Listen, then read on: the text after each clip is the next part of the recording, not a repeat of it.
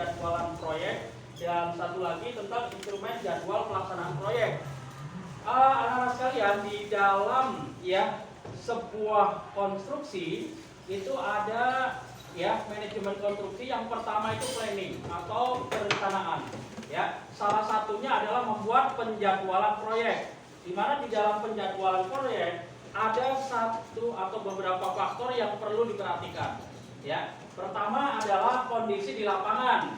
Ingat bahwa setiap daerah, setiap lokasi yang akan dibangun sebuah proyek pasti ya ada yang namanya kondisi di lapangan.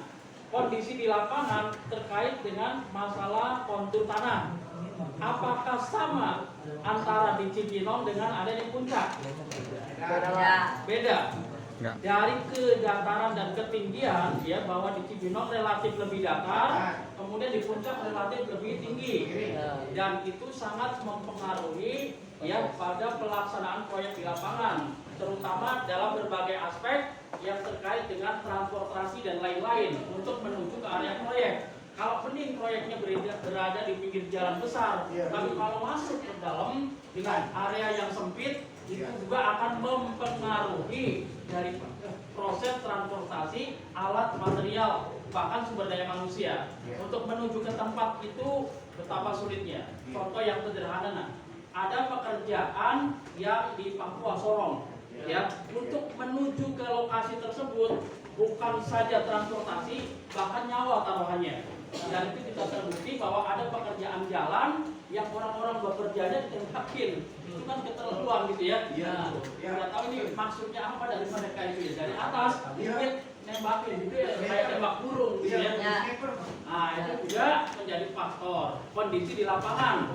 Maka tenaga kerja dari Jawa yang berangkat ke Papua walaupun dibayar besar, dia mikir berkali-kali karena faktor keselamatan, bahkan nyawa, gitu ya. Masih mending kerja di Jakarta, masih mending kerja di Bogor yang relatif aman walaupun satu hari dibayar 200.000 misalkan, gitu ya. Di sana berkali-kali lipat, dia lebih memilih kepada daerah yang aman. Kemudian faktor yang kedua adalah yang perlu diperhatikan dalam menyusun schedule ya proyek itu. Yang kedua adalah metode pelaksanaan. Coba ada yang tahu tidak apa itu yang dinamakan metode pelaksanaan? Coba beberapa menit ada yang bisa menjawab. Metode pelaksanaan proyek apa artinya? Ya, contoh yang sederhana, metode